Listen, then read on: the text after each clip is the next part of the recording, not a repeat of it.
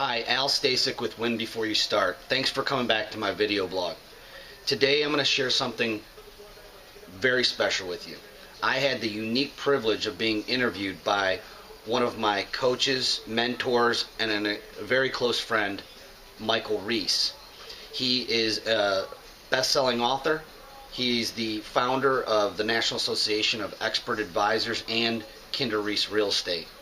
And this interview, Mike holds nothing back, and neither do I. I hope that you get some value out of it. I hope you get a nugget out of it.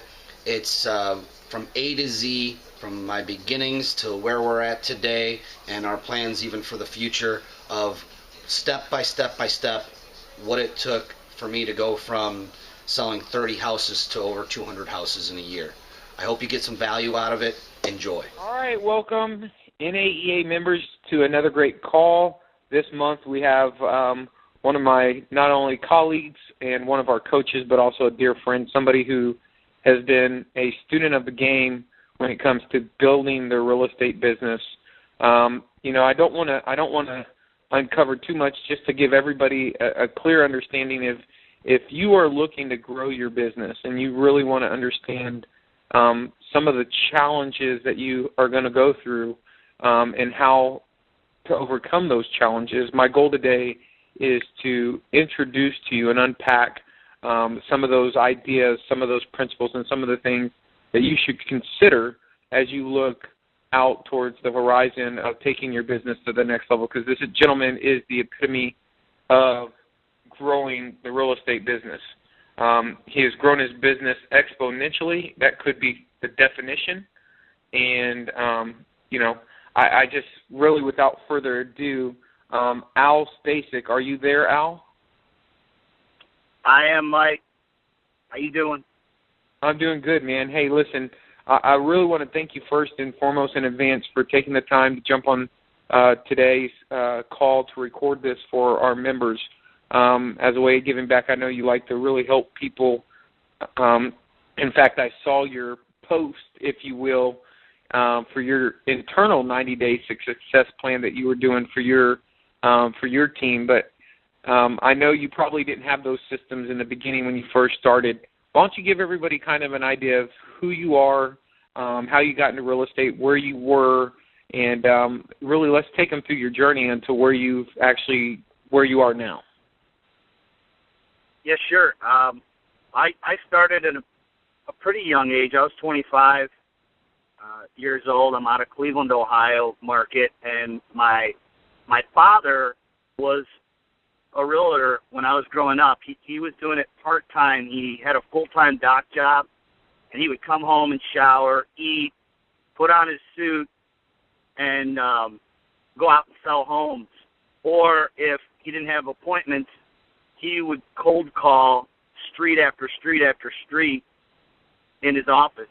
And I remember sitting next to him listening to those calls, how painful, it was, because it was just right out of what they called a Haynes directory. I don't even know if they still have those now, but he would just call, he'd do one street at a time, and he'd call both sides of the street until he was done. And I just remember him getting hung up on, people being rude to him, and I think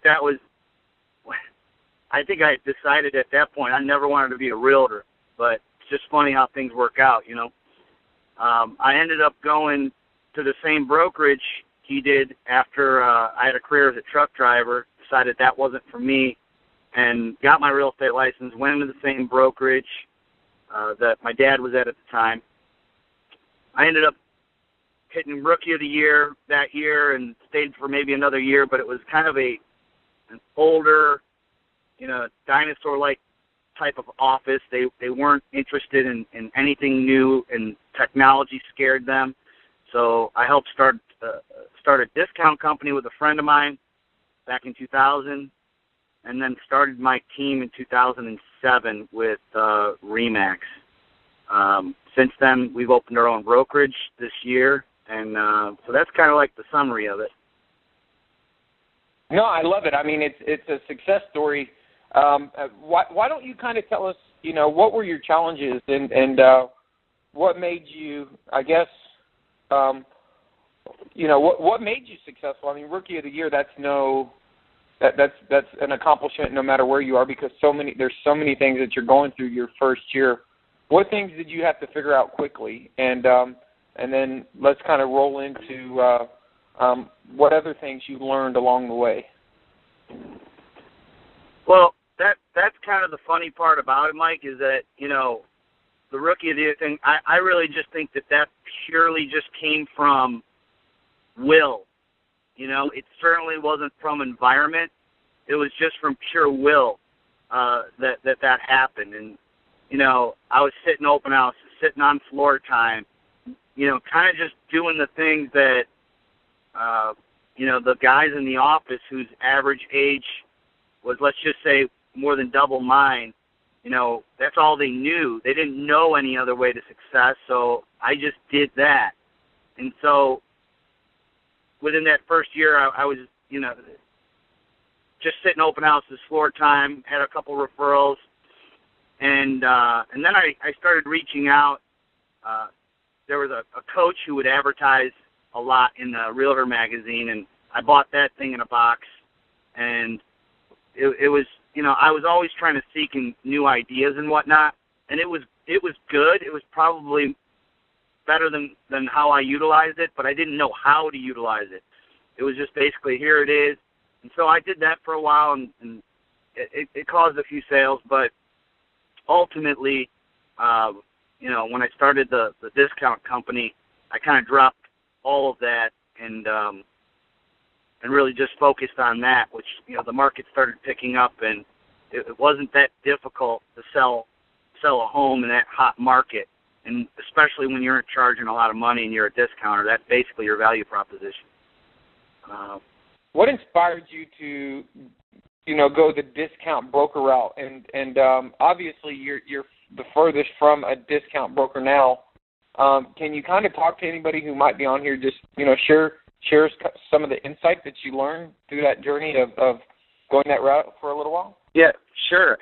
Well, it was 2000, year 2000, and it was right around the time when listings all started going on Realtor.com and the internet, and everyone thought that the sky was going to fall on realtors. And so, one of my friends who I went to college with, he was already with a discount broker and wanted to start his own thing. And, we figured that, it was all about the internet, and it was a business model that we could make profitable and have fun with. And again, we were so young, we didn't really know the difference anyway, so we just kind of went for it. And what I found was, after 5-6 years, I found that we were constantly chasing clients, constantly having to refill our pipeline with new buyers and sellers, because there weren't a lot of referrals, because the level of service was so poor. And when you don't have enough revenue coming in, you can't afford the staff to, manage all the variables. And, just like I said, it was just basically some people were happy, but that business model attracted a type of client. And what I decided in 2006 was, that wasn't the type of client I wanted to work with, and I wanted to work with people who appreciated the value that we bring. And I just something clicked, and I knew that I needed to go in a different direction, and that's when I started Stasic Group in 2007. Okay, so you started the Stasic Group, and where was that at? What was fundamentally different between the Stasic Group as far as the structure? What changes took place? Well, for me, I knew that, at the time, I thought I knew more than I did about internet leads, about generating leads, about converting leads. I had forgotten that for the last 6 years of my career, our whole value proposition was just, we charge less, so go with us. And so I had a big wake-up in 2007. The market started to dip in Cleveland. It didn't get any better in 2008. And those, my first 2 years of starting with my team, I ended up going into a lot of debt, bought websites that were terrible, and on top of that, didn't know what to do with them. I really didn't have any guidance. And, I had to figure some stuff out on my own and, like I said, spend money that I didn't have. And so that's how it started. It didn't start very good. I was starting to question myself a lot, especially when 2008 we couldn't sell a house and the market was just so tough. The bills were rolling in. I had RE/MAX fees that had to be paid whether I sold a house or not. So my credit card got racked up to like $40,000. I'd never been in so much debt in my life. And it was an ugly, ugly start. I got to tell you, it wasn't pretty. Thankfully, in I think 2009, maybe it was beginning of 2010, I can't remember the exact date, I saw one of Jay's for sale by owner videos, and I went out and I'm like, man, that makes a lot of sense. And I went out and listed a couple. I'm like, man, that worked. And so then signed up for I think the Rockstar level coaching, and then within like 2 months I had an ISA working from home, setting me up on listing appointments. And pretty much from there, that's when the story gets better. It's been all uphill from there, or downhill, however you want to say. Well, tell us about this. I mean, what was the fundamental shift in your thinking there? For me, it was I had done, and again, I'm not picking on any other. There's a lot of good coaching companies out there. I had done a program that I thought was pretty good, and that was all about referral. And that was I just felt that I was working that the best I could with RE/MAX, because RE/MAX supported it. And but I knew that it was one-dimensional. I just felt that there was still a gear left in my business that I wasn't hitting, and that I wasn't going to hit if I stayed there. And like I said, I don't know how I got on the list, but I got that video. That video, people could say that it's, one little video is insignificant. In my opinion, it was very significant, even though it was only about one little technique. It pulled me in because I could just tell right off the bat it was people, like-mindedness. So I was attracted to that type of training. I dig further and further, and what I found was that the further I got into, at the time it was Michael Reese before NAEA was formed, I found that this was a company that was more along the lines of building a business. And yes, it taught you how to be a better salesman, taught you how to be a better real estate agent, taught you how to be a better lister, presenter, and all that. But the underlying principle for me that was just it was just an immediate connection was the fact that now it's time to build a business around all of those other things. And I think that was it. So tell me about, you said downhill, uphill. What did you mean by, how did it go all downhill from there? Can you be a little bit more specific? Yeah, sure. What I meant by it was that it was all, all downhill, meaning it was in a positive way. I didn't mean it in a good way. I didn't know how to describe it. Lost for words. Once that happened, I started implementing things, one little thing at a time. First it was the ISA. Before that it was one technique I learned about how to convert a for sale by owner into a listing and how to gain the trust at the listing appointment. After I converted the ISA, I added another lead generator that I learned through the network, Michael Reese, and there were these building blocks that started to all of a sudden my business started to gain momentum. And I really, to be honest with you, I wasn't even ready for it because I didn't have the staff. I didn't have all of the tools that I needed to manage a growing business like that. So at first I still had to, I was winging it a little bit. And then we were introduced to the straight line plan.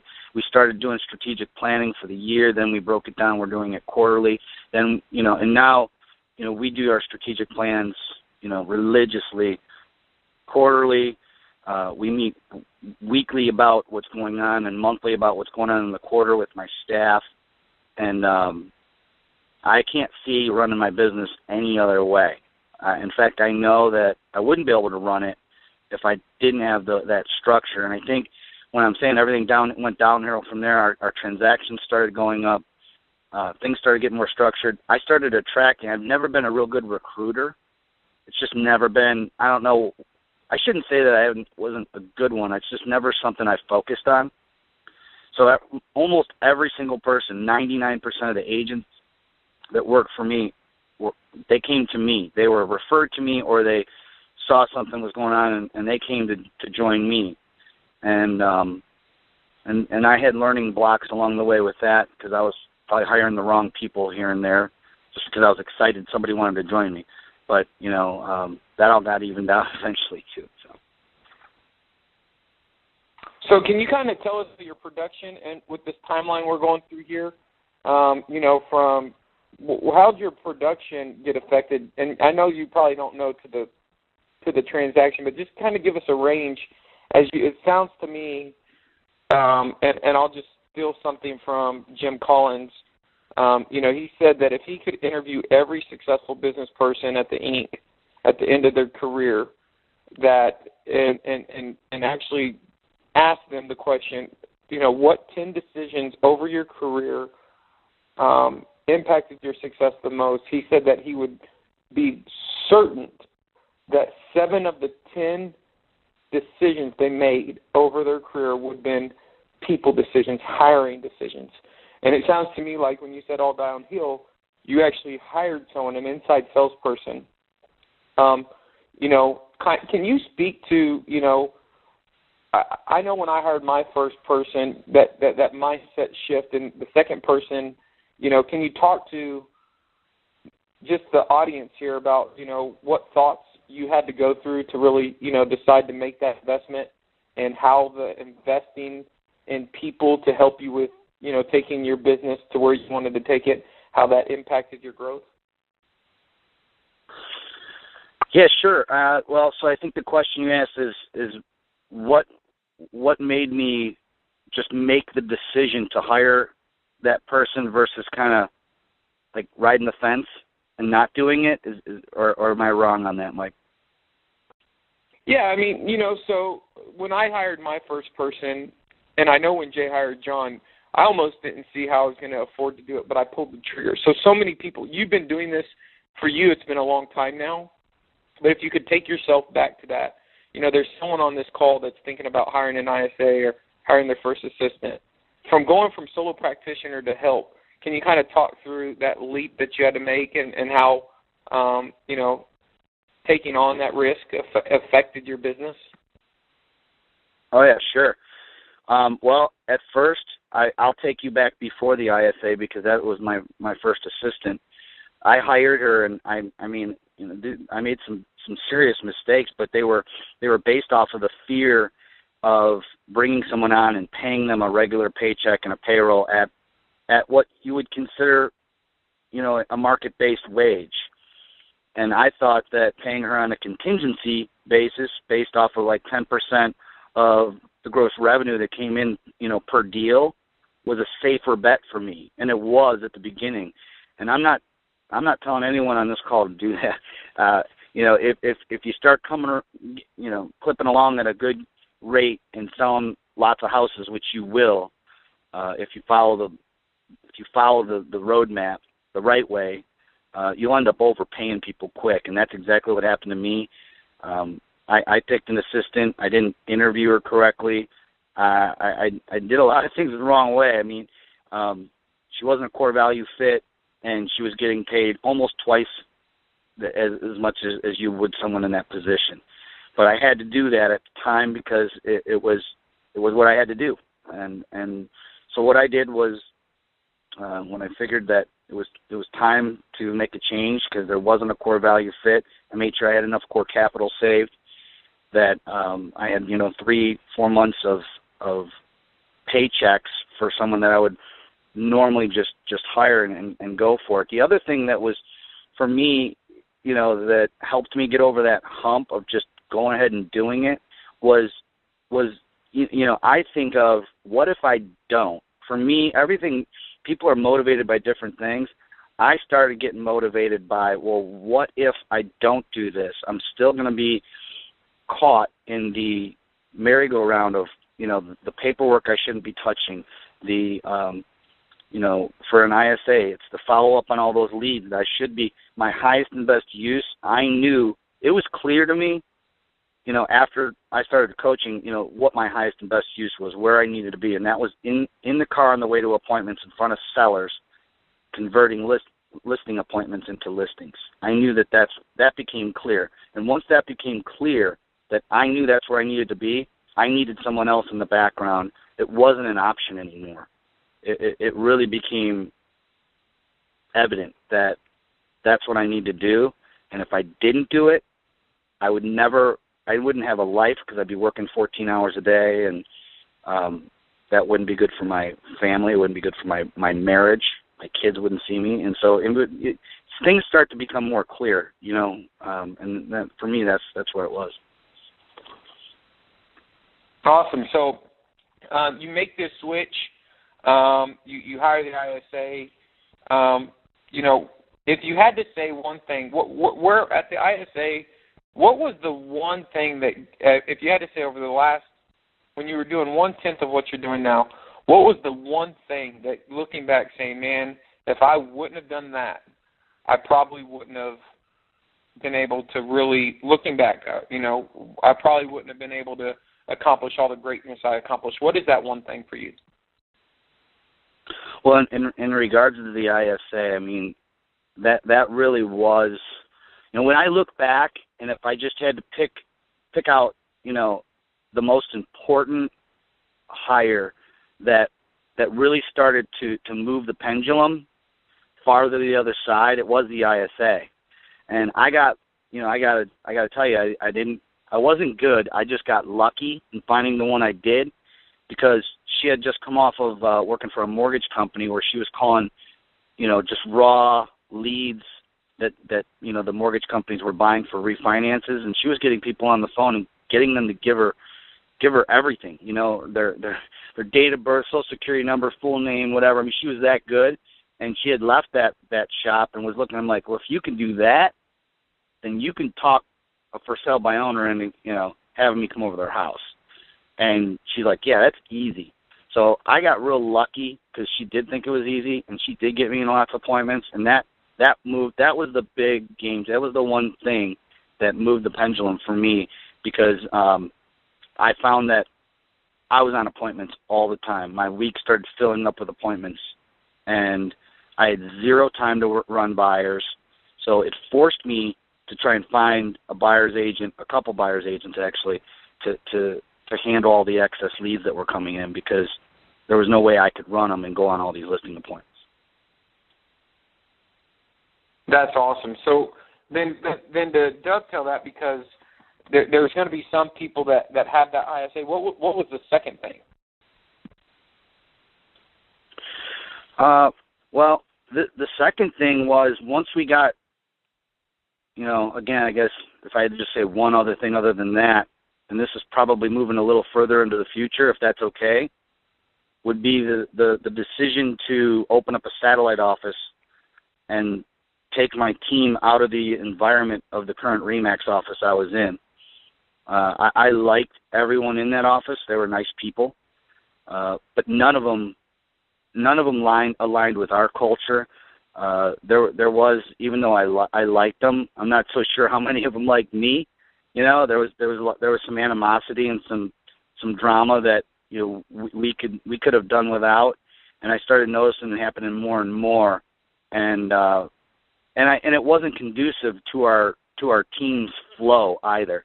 So, I made the decision, which was a big one for me, to make the investment in opening a satellite office, still under the RE/MAX brokerage, and we've been there for about a year and a half. It'll be 2 years this January we've been there.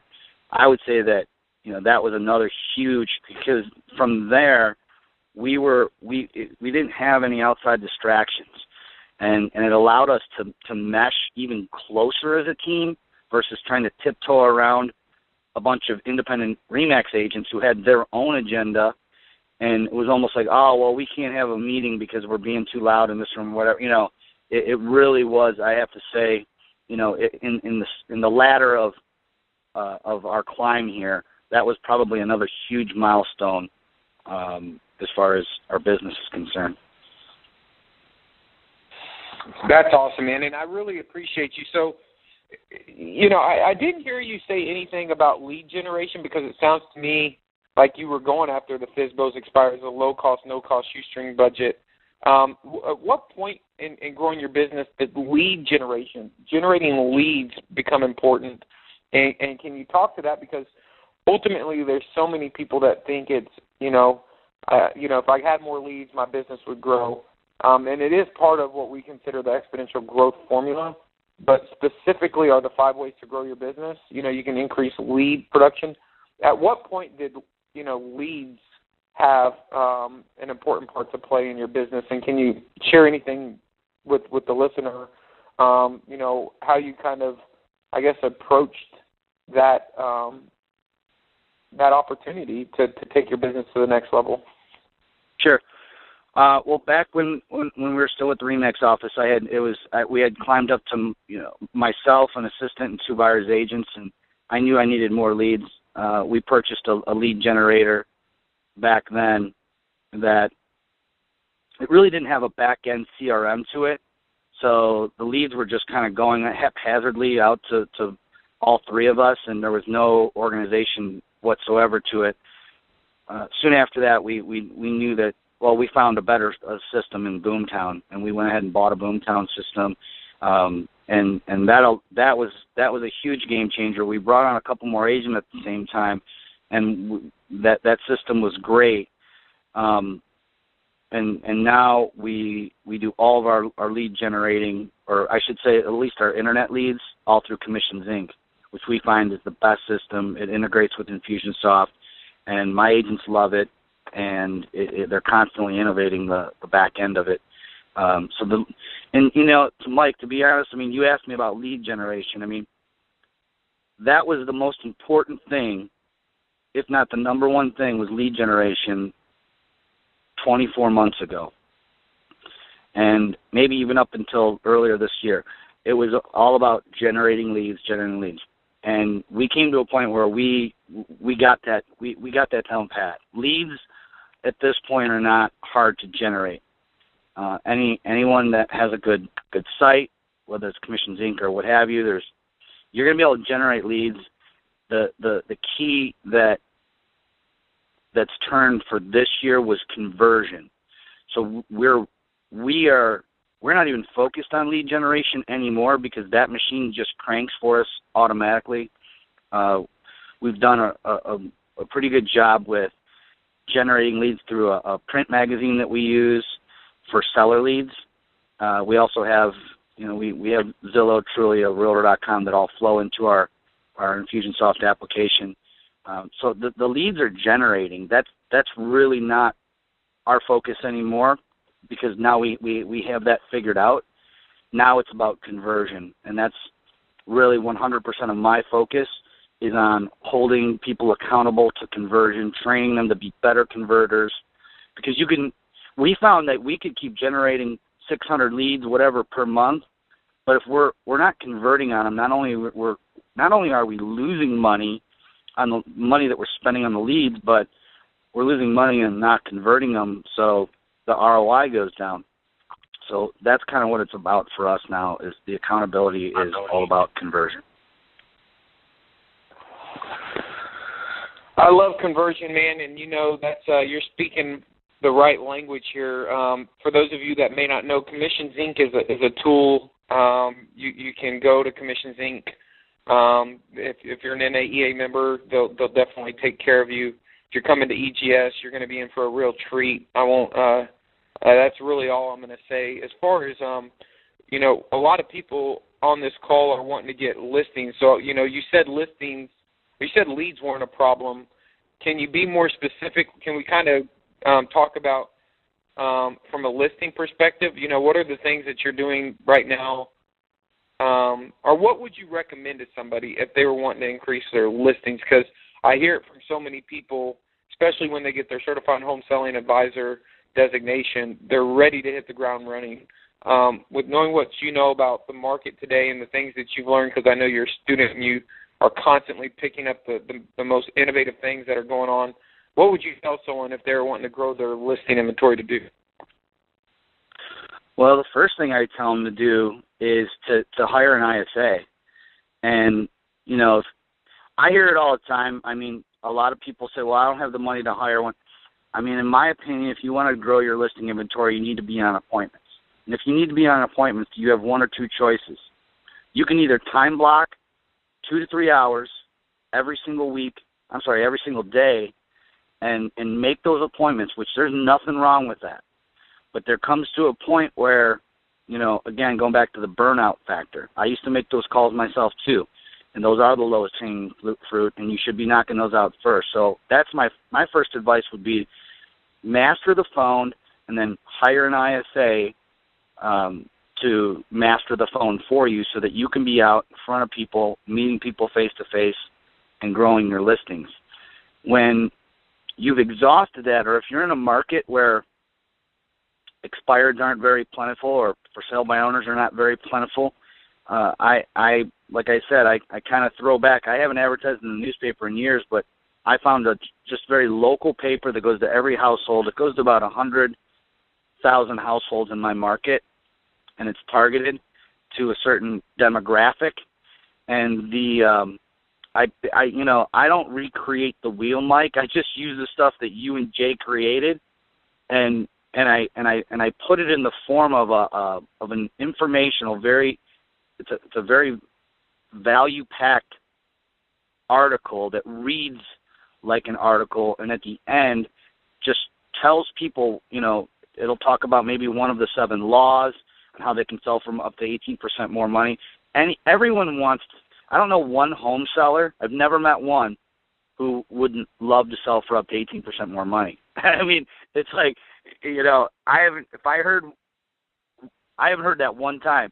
So being that that's the case, that I don't know anyone who doesn't want more money for their house, people, you know, they read, and it's just the way you position yourself in front of them as an expert advisor, and as having the key to the vault, or the answer to the secret of how to sell for top dollar, and that's what a lot of our leads come from. And you know, so we spend a little money on that, no doubt, but you can start small. So find something you can start small and build up to it. I mean, that's what I say.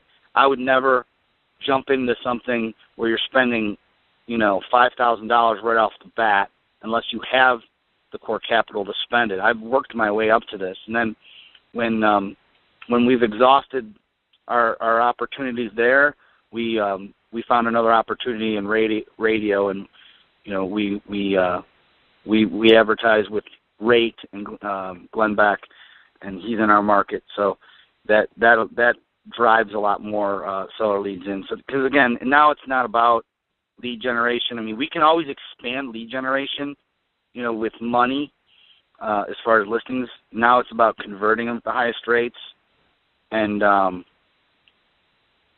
yeah. I hope that answers your question. That was perfect, dude. I mean, you know, I think that you definitely have, I think, brought a lot to the table here when it comes to helping people. So if you will, you know, I know your business has grown. Can you kind of talk over, just kind of explain, and this is, you know, in 30 seconds or less, how your business has grown over the last 36 months, kind of, you know, I was doing this 3 years ago, this 2 years ago, this last year, or, you know, this is what I'll do this year. Give us, because I want the listener to get a real good idea of, you know, the kind of growth you've been experiencing, and then I would like to wrap it up with what you've learned. You know, what have you learned about growing a business or running a real estate business, or building a team or going independent? What have you learned? What are the things you learned that you wish someone would have told you 3 years ago? All right, sure. You know, in 2009, just to give you, I guess, our transaction numbers, I don't have the exact number in front of me right now, but I believe it was somewhere probably around 45 transactions maybe, and there were 2 of us. 2010, I believe, is when I started implementing. We went to 83 transactions. In 2011, we did 138 transactions. In 2012, we did 170, and we'll do 200 this year. The bigger, I guess, thing to watch isn't so much number of transactions, but what also increased was our GCI, because like you had mentioned earlier on the call, we've grown exponentially. We've not only grown in number of transactions, but our average sales price has gone up. Last year it was like 156. The year before that it was 130 something, 39. So it went from 139 to 156 to it's sitting at 198 for this year, and we'll do over $1 million in GCI for the first time. So I'm super stoked about that. Just, it was one of those things like I looked at from the horizon a few years ago and thought, man, one day, and I just kept my head down, and next thing you know, it does appear, and it's because I wasn't necessarily focused on that $1 million. I was just focused on, the little steps, and I opened my eyes up one day and I'm like, wow, we're going to hit that. So that was cool. And there was a second part to your question. You wanted me to go over my transaction. Yeah, I just wanted you. I just know that if I could go back in time and tell myself or teach myself something, what would you, knowing what you've known now on the journey, what all the things you've learned, what's the one thing that you wish you would have known 3 years ago before you really started ramping things up? What was that big thing? For me, my fear lied in expenses. And I still don't like expenses. I don't know anybody who loves expenses, So what it did was it would hold me back from, either hiring a personal coach or going to that seminar or, and flying there, because that's an expense. If I could have just looked through a magic portal and saw the future, I would have hired a coach a long time ago. And it's not just the coaching. For me, it's been the circle of like-minded professionals that do the same thing we do every day, day in, day out, that have actually become my friends, close friends. And for me, that's awesome. It's almost like having a life outside of Cleveland, and I love it. And I can look myself in the eye and say, I know I wouldn't be here without the help, support, and knowledge of all the group. Really, it's the group the people that I've met through Kinder Reese and the organization was not to overuse the term game changer, but really in the end of the day it was. And so that's what I would have done. I would have just trusted it a lot earlier and not been worried about it, because the return on the investment the first year I started with coaching, it was just something stupid. It was like 400, 500% or something like that. It's something that I'm pretty sure anyone listening would love to have a return on their dollar. So that's what it would be. Well, man, we definitely appreciate that, and definitely, you are a doer, an action taker. I love watching your videos. If you want to, Al's actually got a pretty awesome video that tells his story on YouTube. How would someone go see some of those videos? You just shot so many amazing videos about, with your team and stuff like that. Some of these people haven't had a chance to be at boot camp and see them. Where would they go find those? Or do you have a place that you can send them? Yeah. Or? Oh, yeah, sure. Well, there's 2 places they could go. The easiest would be to go to our website, searchhomesinCleveland.com, and that's our Commissions Inc. site, but we actually put a link to our videos on it, and so you can see them all there, and you can also just go to YouTube and type in Real Expert Advisors, and there's a channel for Real Expert Advisors in there, and you'll find all 11 of our videos. And the one that Mike's talking about it says documentary, or it might say short documentary. But yeah, go on and check them out. I hope you love them. I hope you get some value out of them, and hope it inspires you to get out and crush it. Well, man, I look forward to seeing you at the next Exponential Growth Summit, and I really appreciate, or the next boot camp. I know you're very proactive in keeping yourself trained and your team trained. And man, I appreciate you being out there and being so visible and vocal on raising the professionalism of our industry and being a part of the National Association of Expert Advisors. And most importantly, just sharing, pulling back the curtain, lifting up the hood, if you will, and sharing with everybody a little bit about your journey on what you had to do and the things that you went through to take your business to the level you have. You've done great things, and we're just so happy to be a part of that. So anyway, that's all we have for today. Thanks for taking the time as well, you the listener, for either putting this into your CD player or downloading it to your iPod, however you decided to consume this information. This is where it all starts.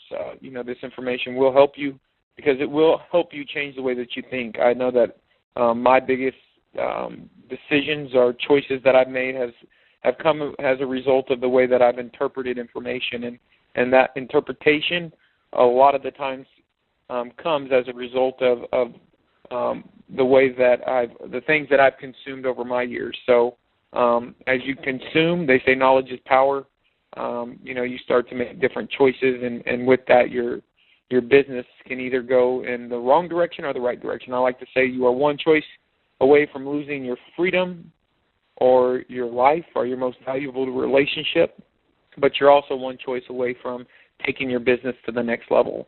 And I think making the decision to not only work in your business but on your business is one of those choices, are one of those things that you cannot get enough of. So continue to learn like you'll live forever, continue to seek, and we will continue to introduce you to the people that are out there changing the way that real estate is bought and sold across America.